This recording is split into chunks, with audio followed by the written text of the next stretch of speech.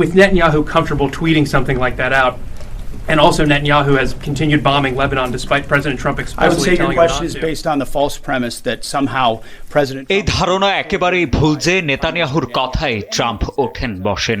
আমি পরিষ্কারভাবে বলতে চাই, ট্রাম্প নিজেই সবকিছুর নেতৃত্বে আছেন এবং প্রতিটি সিদ্ধান্ত নিচ্ছেন কেবল আমেরিকার স্বার্থ মাথায় রেখে। Israelis have been very capable partners at many steps of this, and they Israel আমাদের পরম সঙ্গী হতে পারে, মাঝে মধ্যে আমাদের আর ওদের লক্ষ্য ভিন্ন হতে পারে, কিন্তু প্রকৃত নিয়ন্ত্রণ আসলে ট্রাম্পের হাতেই। or previously Operation Epic Fury and its President Trump. ইসরায়েলের তথ্য বা সক্ষমতাকে আমরা অবশ্যই গুরুত্ব দেই, তবে সবকিছুর চূড়ান্ত সমন্বয় হয় ট্রাম্পের নেতৃত্বেই। আসল চাবিকাঠি তার হাতেই। With the leadership of President Trump. With Netanyahu comfortable tweeting something like that out, and also Netanyahu has